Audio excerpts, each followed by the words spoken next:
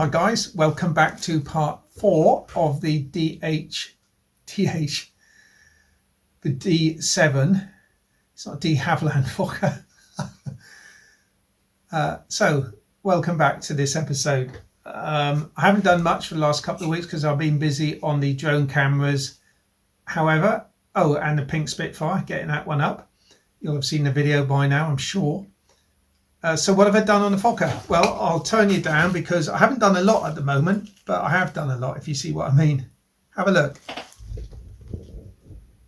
I've got myself a pilot for the Fokker. I've also got Spandau machine guns for the Fokker. I've also got myself a new 3D printer. So I've printed out some guns and stuck them on. They look okay. They pass muster, I think. Quite happy with those. Put a little dashboard in, just printed on paper, and just put a bit of carbon across connecting the guns and put an instrument on there, which they all seem to have. So the pilot, now obviously he can't go in that colour, but I've made a piece of wood here for him to sit on. I'm just going to pop that into position. And that will go in there, turn up there, come back a bit. I'm just going to CA that in there, and then the pilot can sit just there. That looks about right to me. Just to be on the safe side, let's give it a little buzz. I'm going to give the pilot to my brother, and he can paint it up because he did the Fokker triplane pilot and it came out really nicely. So obviously I'll tie a scarf around his neck. I think that works quite nicely. One thing the guns pointing forward have highlighted is the fact that the dummy engine is a little bit off centre at the back especially, but it can't be helped. So the next job, actually, I was thinking about putting some combing around. Now, I've got an old lamp here, which I'm just going to try.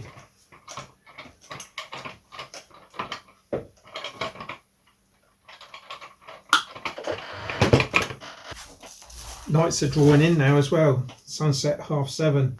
So you lucky people down in the southern hemisphere, your spring is nearly upon you, and we're losing it, unfortunately.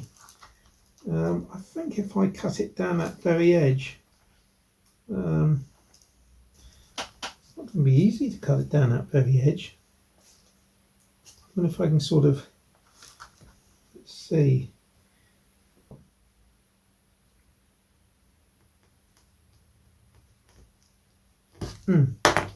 Okay, time to stop.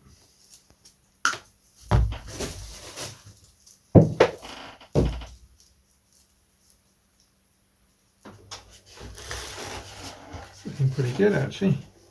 I might get away with just sort of running some CA if I can get it around the inside. Quite like the look of it being black actually. Going on well enough. That tricky bit round the back.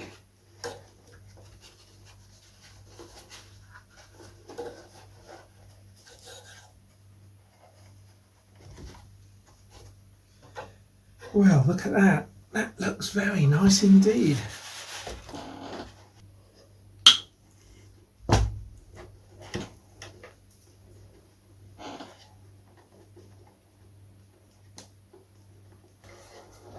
Actually looks very finished, doesn't it? I'm well pleased with that, I've got to say. So, how am I going to stick it in place? It's gripping quite well. If I could run a bead of CA around the inside, that would be the answer. I'll tell you where I got the idea from.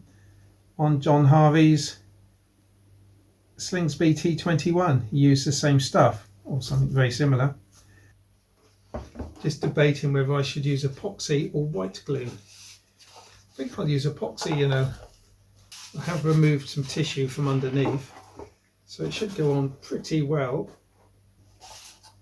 Now I can't put weight on this because it's not on the ground, so what I'm going to do is to hold it in place with a couple of pins, which I'm going to oh, mind you, it's going to push off the boom in there. I was going to put it through there then, but it's going to be seen. There we go. You remember all those months ago probably when I removed the tailplane just used a hacksaw, get the old one off, and reaching this stage is quite a milestone really. I shall give it a little wobble and in she goes. Now the only thing I have to do is to make sure that it's square to the fuselage, and to do that I shall measure from the tips here to the tips on the lower wing. Let's just get a better thing I'll do. Piece of piano wire. I mean, it looks pretty accurate, but we'll see. Oh, look at that. I'd say that was spot on perfect, and the way I'm lining it up is the front edge can't go anywhere, but the back edge, the centre line, is on the centre line of the fin post. So let's just push that pin in a bit. Push that pin in a bit. And it can't go anywhere now. Check, check. Right then guys, we'll stop there. We'll let that set, and then I can fix the elevators and put the fin on, get the tail feathers in, get them connected up. Look at that, looking okay, isn't it? I do like the white tissue. Oh, I like the red, love it. I think tissue in it was definitely the way forward. Looks really stunning. Yep. All right, I've made a little bit more progress guys. I've hooked up the elevators. They went on quite nice. Now I'm just thinking about the fin. It's going to go there. I'll need to make sure it's 90 degrees. There's a little set square. I also need to make sure that's going to stick. So I'm going to use epoxy. Got to make sure it's central on the rear post. So it'll be about there. And to hold that in place, I think while it glues, if I push a pin down through there, and I'll mix up some epoxy and I'll be back in a wee moment. I'm just wondering if I should put some masking tape on here just to protect the surface. I think I will. And any glue that squeezes out, I can then just pull off afterwards. So let's just cut a couple of bits of low tack masking tape. Okay. Right, any epoxy that spews out, spreads out, I can now contend with, which is good. In you go. Okay, just going to slide across a little bit like that. Now the only question is, how upright is it? And because I've got glue squeezing out, it's going to get on the square. That's not too bad. That side looks alright. So if I put a block there and a block there, it should hold it absolutely upright.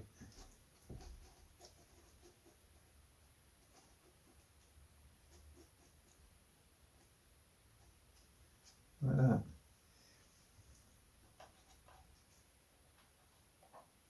Okay guys, we'll let that set, and then I can glue the rudder in place and get the closed loop pull system fixed up. Okay, so the pilot 3D printed, he was a little large, so I printed him out again, and I've taken him around to my younger brother Alec, who paints his little soldiers, and gave him the opportunity to paint a bigger soldier, and this is what he came back with.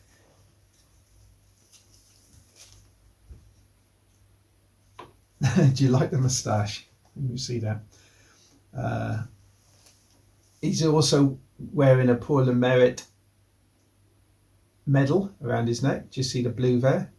And what I rather liked, I asked Al how he did the goggles, because they're actually shiny. So the whole model is given a coat of matte varnish and then a couple of coats of gloss inside the goggles, and it produces that goggle effect. So let's just offer it up. I have offered it up already actually, just offering it up for you guys. He'll sit glue on that platform there like that.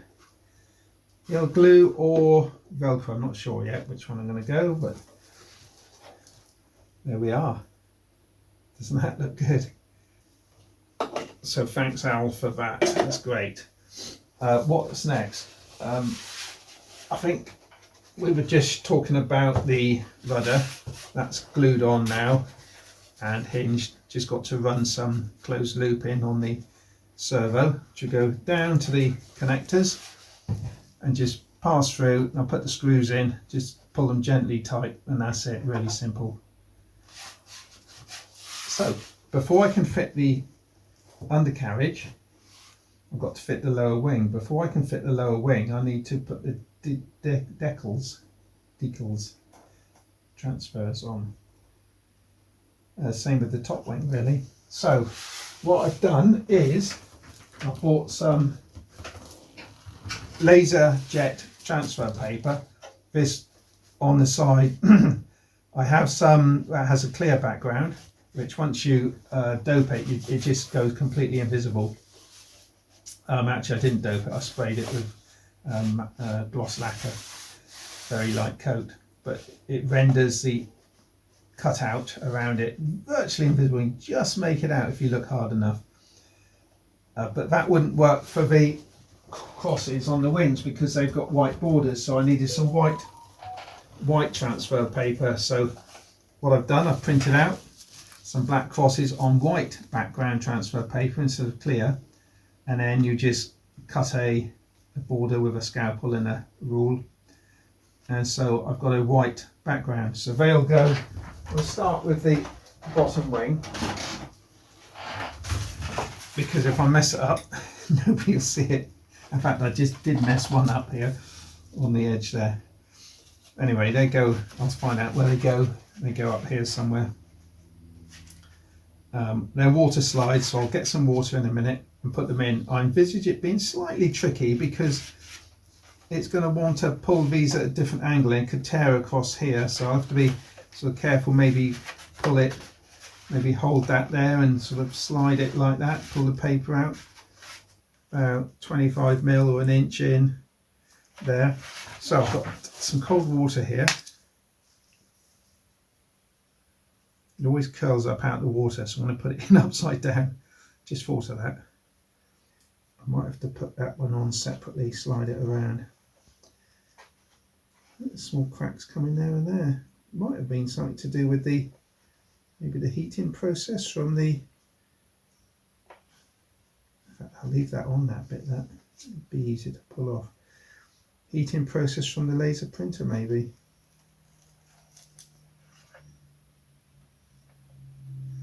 Right, now what I've got to do is to put that on there and sort of slide it off like that. Slide that into place. Oh, well rescued anyway. I'm not sure if the joint's going to be absolutely perfect, but another reason to do it underneath. It would be interesting to see if the top one does the same. Peel it back like that. Yeah, I've got a small crack there. Sort of puckering where the white is a bit, but it should lay flat, so not too concerned. Okay, so not too bad, and it will flatten out. Fingers crossed. Right, oops, there we go. That's one on. I'll do the other ones, guys, and I'll give it a light spray when it's dry in an hour or two. And then come back to you. We'll see if we want to do a little bit more. Alternatively, if we don't want to do any more, I think that looks quite nice actually. If we don't want to do any more, then we'll stop the video here and come back to a part 5 of this build, which will be, I think I mentioned getting the motor. I haven't got the motor on yet. Everything only takes 2 minutes, as you know, but yeah, still got the servos are in, still got to connect up the aileron servos, put the horns on, mount the top wing, got the wheels to finish, so it's still a fair amount of work to do. So I probably will do a part 5, I guess. So thanks for watching. If you want to see part 5, then stick around, hit the subscribe button. If you want to see the original playlist with part 1s, 2 and 3, I'll link to it at the end right now, in fact. Cheers guys, bye.